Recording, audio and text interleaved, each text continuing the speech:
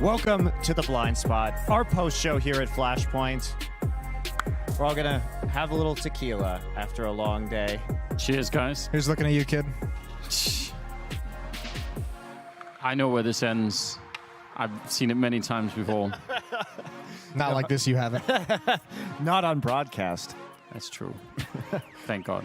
Anyway, let's talk about that last match, dear analysts. Train. Yeah, that was a good match. Maui, Snake, over to you. Pretty balanced performance from a lot of the MIBR players. I think Mayern didn't do as well as he did on Vertigo, but a lot of good stuff for KNG especially did very well. Fallen. Actually, I would give it to Fallen and KNG. It's not as balanced as I thought. No, I mean, Fallen had a good showing, and we mentioned right before this map went live that this is a map that's usually been very good to him historically and pretty consistent in terms of his performances. I mean, the first thing I noticed that just was a sticking point because the first half was so rough was like, if you're Gen G, I think it's just so tough having Daps as your anchor with 100 ping. Like playing from Canada, I think that's just such a difficult thing to overcome that even Kusa's solid performance couldn't do it, and he's back on the op. So one thing that's going to be very interesting moving forward about our Dig measuring contest group is that because of our results today, we have Dig and Genji playing for second and third place potentially, or first place if they win. But what this means is after Genji and Dig both dropped out in third place in phase one, whoever drops out with a second, third place finish it's going to be 60 points. And to put that in perspective, Orglis lost today, which gets them 15 points. But because they got second in phase one, they got 50 points before. So obviously 65 points for a second and fourth finish is more than 2 third-place finishes for 60 points. So Orglis still has a really good shot to make a lower seed within the playoffs. But honestly, when we come up on Genji versus Dig, this is going to be cutting it very close to not making playoffs. And that's a pretty spicy matchup considering both of them disappointed for phase one and coming into phase two. I mean, both today looked much improved than what we've seen from them in the past. So that's going to be a little bit of a battle of disappointments, but they both at least look like this is where they should have been throughout Flashpoint so far. Battle of disappointments. At least Dig had something to measure today, which is That's true. We'll get to more Dig measuring later on. We actually do have something fun about that coming up, and inappropriate for most esports broadcasts, but appropriate for this one. Still safe for work, don't worry. maybe. I'm not sure I would... Safe for work at home. Yeah, safe for work in a global pandemic where you are at home and no one can really know what you're doing. Perfect. I'm excited about that. I am too. What'd you think of the match today, Monty? You haven't gotten a chance to talk too much about Counter-Strike. You've been asking questions most of the day. I thought that's my job, you know. Yeah. Did you enjoy them? Look, I have moved on in my career to knowing nothing and just asking questions. You always seem smarter that way anyway. Like, if you're the guy asking the questions, generally speaking, that's a good position to be in, I think. You'll seem really engaged by just asking the right questions, which we set you up for in the green room time. Oh, yeah. Damn, I was going to go like that. You see, the way it actually works is that I ask you what you want to talk about to make you look good, so I don't throw you any hardballs. If you want to do it the other way, where I just surprise you with shit, we can do that. Trust me, I know how to ask deep analysis questions. Listen, neither of y'all looked any good today, so you're both failing spectacularly. Hold on, Mr. Genji and Kusta is going to win. How did that work out in the end? Ooh. Wow, some attitude back there. Yeah. I mean, that from the man wearing the ripped condoms. Jason was, in fact, 0 of 2 on his predictions today. Listen, it's not as bad as Duncan going 0-7. It's all that matters. No, but to answer your question, like, I don't know. I'm really not sold on this Genji roster. Now, I wasn't watching a lot of their matches at DreamHack Anaheim, right? But I just see a lot of really passive play and general confusion and not really anything. There's not really anything that I can latch onto, even as a pleb fan, that somebody is really doing an impressive job on or is really sticking out to me in any way. They just seem like sort of... vanilla is the wrong word. It's more like watered down vanilla. Beige? Yeah, it's the beige of teams. Listen, you're known to be a conductor of sorts. Why don't you come hop on the Kusa hype train? I will not. I know that train goes nowhere. It's about what you're saying. It's a long train. It takes a few roundabouts. As a fan of Counter-Strike for many years, I've actually seen a lot of Kusta's career. I've also seen a lot of Bentet's career, and the reason why is because I own Renegades, and they were playing Tyloo all the time. Yeah. And even after I sold Renegades, I would still watch a lot of the Asia Minors or those matchups with Tai Lu. I'm So sorry. I know how good Bentet is because I've watched him completely own Renegades like a million times. Yeah. So I was really excited to see him because he's one of the players that I've seen the most. Here's something that I am pretty unclear about, though. When you have Daps as the captain of the team, there's that whole system that they should be playing into. I feel like I want to see way more smart mid-round calls where, you know, you get a little bit of information, you realize, yeah, come on over here, James. Where there's going to be, you know, like there's going to be a couple of people pushing somewhere and you spot two people at Ivy on train and then you make like a cool mid-round call. I'm not seeing that. So that's my one big concern right now with Gen G, the thing that I'm not pleased with. There we go. James is joining us. Yeah, it's aggressive.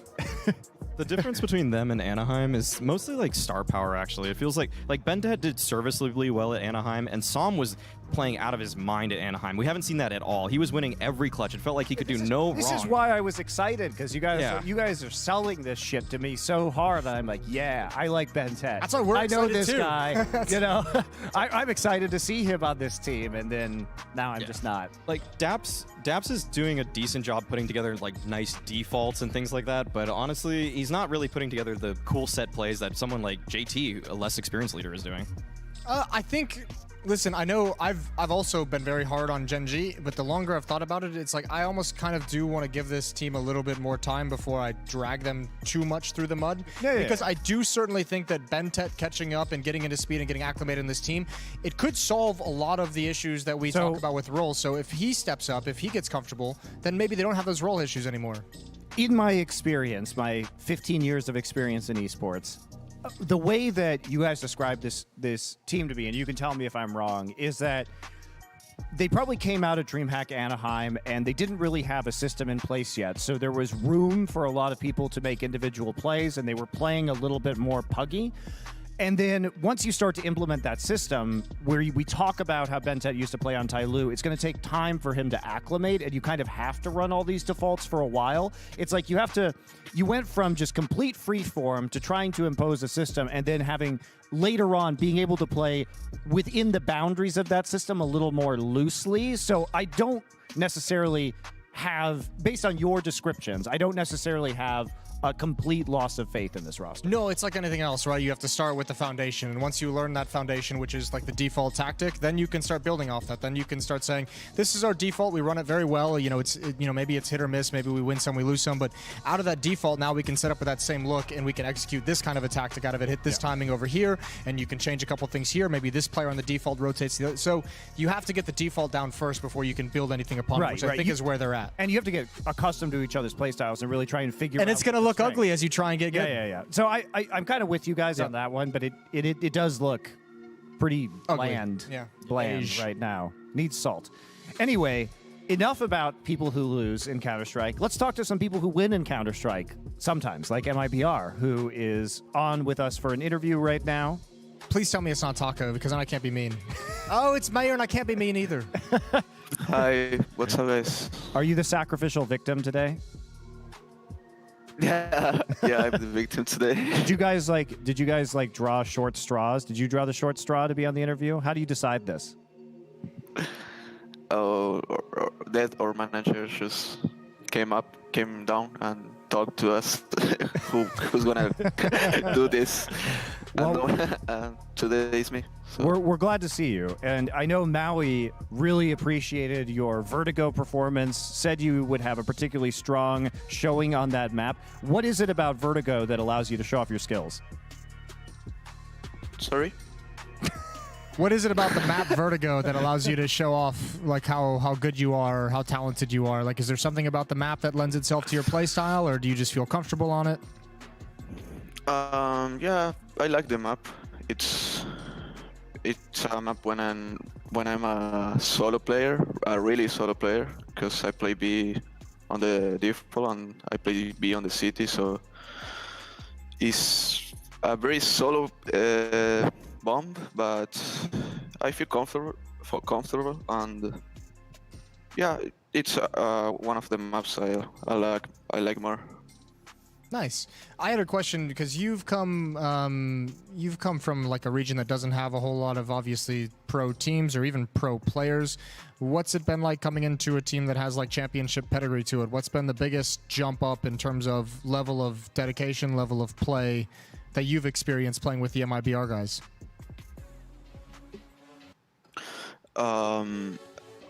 Sorry, I didn't understand. What have you noticed is the biggest difficulty to playing within a new experienced team of players who have been together for years? What's it like playing with the MIBR guys? We'll go there. It's a little bad, the audio. I don't know why. Can you repeat now? Yeah. What is it like playing with like Fallen, Fur, Taco, guys that you've watched play for some time? What's it like joining their team? Oh, it's very nice because like all the time I saying that is a dream for me because I was supporting them in the past. They were like the best team of our region, and I always support them, and I was like a fan of them, and I grew up on the CS, studying them and watching them play, and now I'm playing with them. So that's a very great thing for me. Like it's like a dream come true for me in some point. Good, man. Did anyone on Gen G impress you?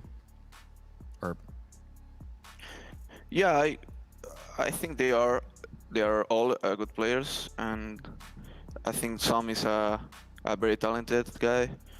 They got a good players. They got a major winner. That I like that team. They got a talented players and experienced players as well. You've been playing Counter-Strike for?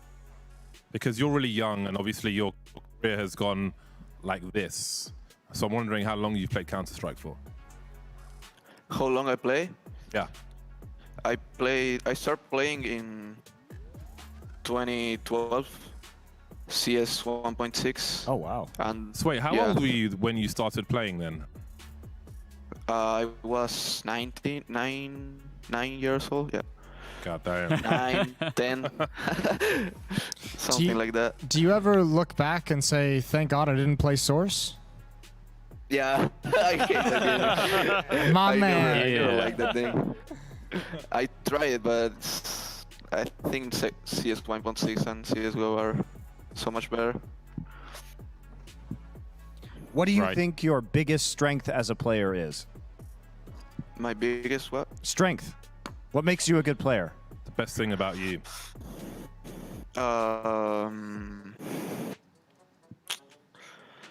I think I'm good when the game it's like, I don't know how to say it in English, but a bagunça, né? A bagunça, tipo, eu sou bom na bagunça. I don't know if I have something like that, but I like when it is the chaos. I think it's a good point. In the chaos, I'm good to play. I don't know. It's a Good instincts. Yeah, good instincts in chaotic situations. Well, thanks for joining us, Myron. We appreciate your time. Congrats on the win, and good luck in the rest of your run in Flashpoint as you try to get in Phase 2, your second first-placed win. Congrats, man. Congrats. All right. Well, we're going to take a quick break before we play some ridiculous games here at the Blind Spot, talking about our favorite big dig plays of today. Yeah. We'll see you in a couple. Heavy digs.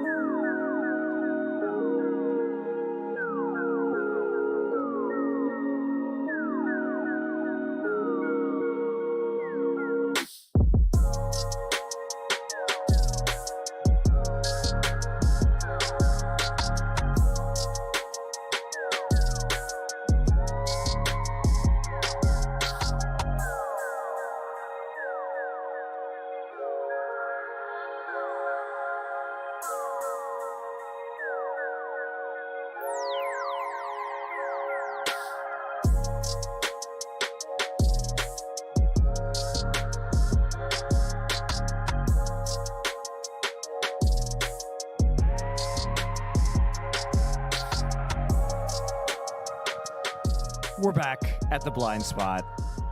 How'd you think about match one, Maui? You were traumatized by that. Your emotional roller coaster was insane to watch throughout that. I personally loved every second of it. Yeah, it really hurt watching Orgless lose against Dig. It felt like they had so many reasons to win this one, but they just didn't want it enough. I can't put it any simpler than that. Well, they wanted it enough. I guess GetRight just wanted it a little bit more, which is, I mean, what happened. I really liked this match. It was cool seeing Dig perform at this level. It was cool seeing Guardian have that third map. I mean, it seemed like everyone came alive. It also, unfortunately, and I guess this is just the way things are without Halzerk here, but it felt like we were, in fact, rolling back the years to a Dig where GetRight and Forest had to deliver to keep them in a game. So I think that the obvious question is, what happens if GetRight and Forest are looking like they're in good form and they have Halzerk? Is this suddenly a legit team? I would say yes, in the sense that we haven't gotten a chance to see it against the top 10 teams so much, but all the reports I heard was that this team was like a very dangerous team in scrims, performing very well for what that's worth. Yeah, like listen, I'm not putting any stock. Valuable form of currency. I'm not going to put stock on that in terms of saying they're going to place like top 4 at events, but like at least positive sides. Remember when this team was announced, like everyone kind of half thought, and this is no offense, but everyone kind of half thought it was a little bit of a joke because you see this reformation of a team that struggled to put results on the board at the end of their tenure, now coming back together and having to perform against this new wave of players, this new meta, this new wave of teams, everything stacked against them. So it was at least positive signs coming at it from what we heard before this situation arose. I'm actually really excited to see them with Halzerk because right now, Guardian, I mean, yeah, he had that one good map, but he has not really been that serviceable of a player. I think his rating's in the bottom 10 of this entire league right now, and if Halzerk is as good as he's been online, which has been like pretty much top fragging every single game that Dig has even played, then yeah, they're going to have a lot more firepower. They're going to have another win condition, and you can see the prep with these guys is actually pretty intelligent. Their nade damage is the highest in the entire league still, and that's... Shout out Fifth Lauren. Yeah, shout out Fifth Lauren. And shout out Vendetta. Yeah, can't forget about him too. Yeah, and so it's been pretty cool to see what they've come up with so far, and today they actually outmaneuvered Orgless in a lot of ways.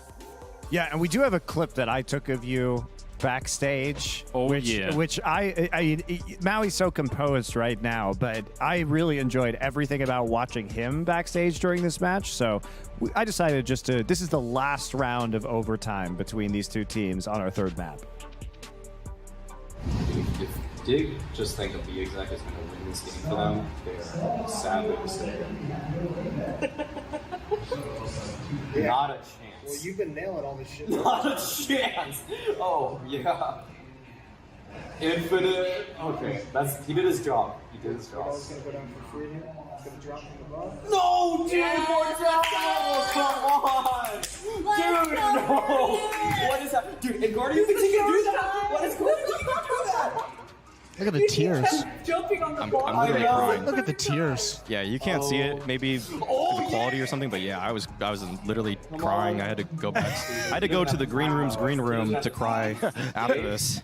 Holy shit, the stability on this camera, Monty. This is a phone. Actually, yeah. Do you have a tripod for this? This is crazy. Oh no. No force, yes! Oh my god! I was really pulling for so that. right. I'm the #1 Orgless stan. Let it be known. I love it. I love your passion for this team, especially some, less heralded and or up and coming NA players. But yeah, I love Infinite. I played with him a bunch. We used to ring for me in scrims and things. And Ye is a guy that I've just kind of I remember playing against him in ESEA main before he got picked up to Complexity. Like he literally made the jump from ESEA main, winning the tournament, winning it all, and then Complexity's just like, yeah, this guy's good enough, and he was ownage. So it's really impressive to see where he's come since then. yeah, and that's part of what we do here at Flashpoint is allow these teams an opportunity to qualify and, of course, giving them a salary and a chance to play. And this is a team that we know has benefited from being together and actually having that time to compete. And more than likely, we're going to see them in our playoffs here. So it's not the end of the road for them. Still have a couple more best of threes at the very least. A few more heartbreaks for me. That's all right. I'll keep up my my Maui off-cam series. Orgless here. Maui connection. It's all right. We don't have to stop here. One man in a cam with Maui saying On the couch. Yeah. in a dig measuring contest. Ooh, all right. Speaking of our dig measuring contest, we do have to do one final thing today, which is pull up our dig meter and rate some of our content from today. So let's get our dig meter up. So, pigs from today will be rated on a scale from toothpick to stack of dimes to banana to eggplant to a baby's arm holding an apple. Well, You ready? I'm not sure I don't think I will ever be ready for this one, but only thing missing is a tripod. yeah. Yes. but thanks for coming into Counter-Strike. It's really changed a couple of things just suddenly. To be fair, this was not my idea. Our producers came up with it, but I encouraged it and also helped make it happen. So there you Naturally. go. I'm just Encouraging the dig. huh? I'm an enabler of letting you talk about phallic Sometimes symbols. you just gotta stroke some ideas. and Which see where they go. honestly, yes, exactly. Which honestly didn't need a lot of work. All I'm doing is bringing out all the bullshit you guys say behind the camera in front of the camera. It was already there, right don't- on the surface. The phalluses were just hiding, waiting in the wings, as it were, tucked away. Well, let's talk about Get Right's performance today. And since you're begging for it, Anders, you get to Really craving it. Rate the performance of one of our beautiful phallic objects. Yeah, I mean, I put a lot of thought into this. Obviously, with this whole meter as well, I think it's a critical one. Ooh, the I'm dualies. gonna have to, in spite of the dualies, I have to rate this one banana. All right. Very respectable banana rating for Get Right's performance. Were you guys inspired by Get Right's performance as well? I mean, he's gone away Freiburg as a banana, so that's a risky play in and of itself. I don't mind the banana. I myself would have gone for the eggplant.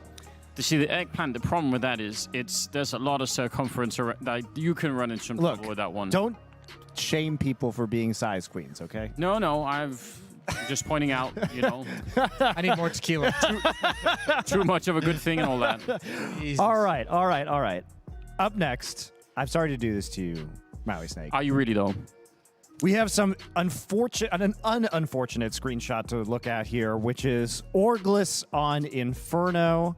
There were a lot of criticisms from you guys about how maybe they were blowing a bunch of rounds by not even bothering to really finish at all, or just running out of time. As you can see, Dignitas Not there. finishing. You see those stopwatches.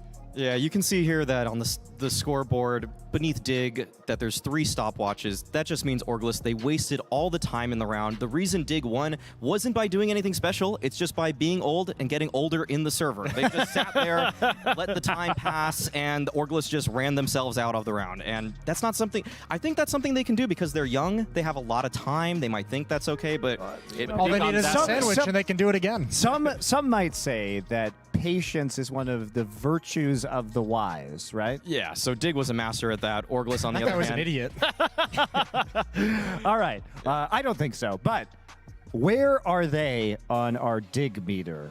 I'm going to have to give FNS the toothpick.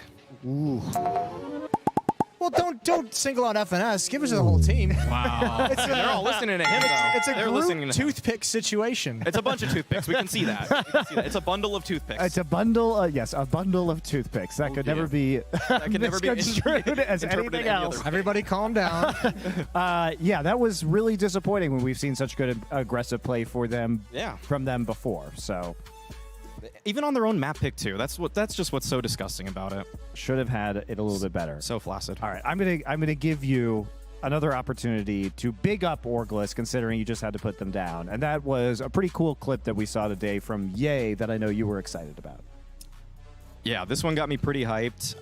It was last round of the half. They had to go for it. Ye, though, gets flashed through. Just takes his time with this. Oh, hey, Forrest, you're really taking your time with that shot, so I'm just going to no-scope you and then take your teammate's head off right after that. It was just a really ballsy play. He had only one option, was to go through there, but, he took it in stride. He Ye. skated down the ramp. That was amazing. Yeah, and right. he looked so composed. It wasn't like he panicked or anything. It was just like, oh, Forrest is really taking a long time to shoot me.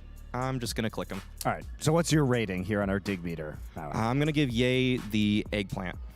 Nice. Yeah,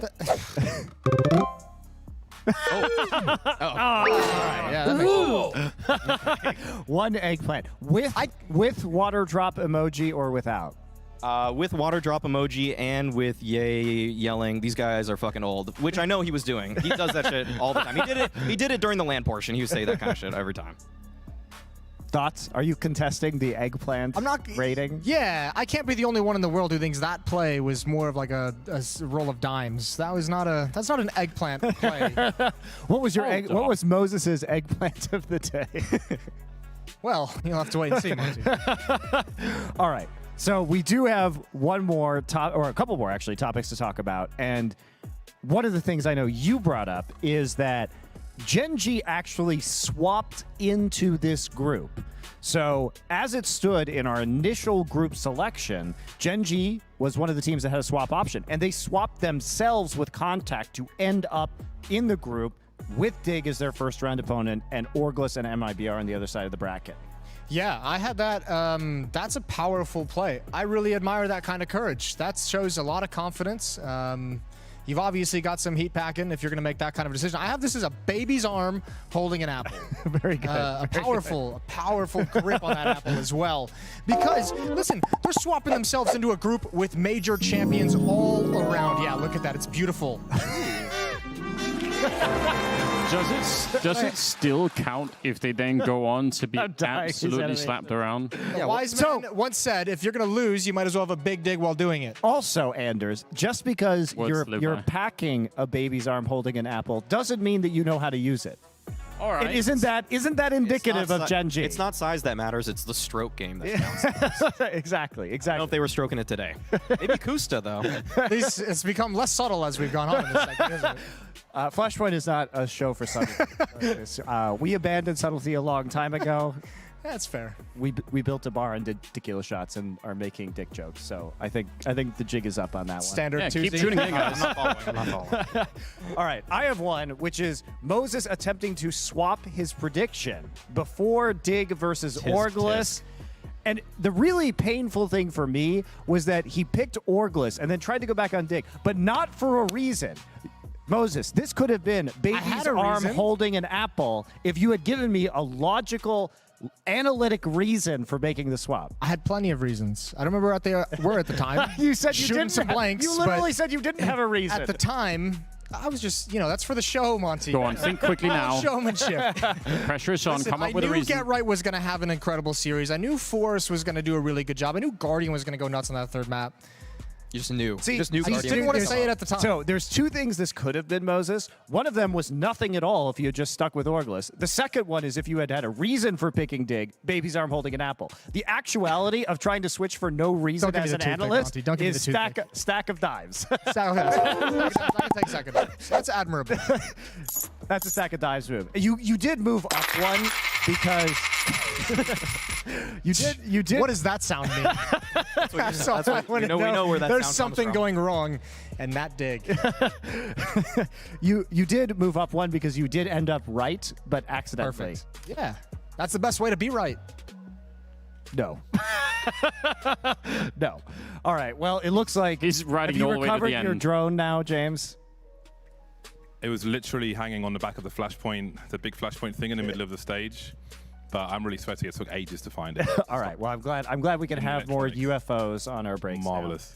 All right. Well, with that, thank you very much for joining us here at Flashpoint. We will see you again tomorrow for our next group play. Until then, Blue balls.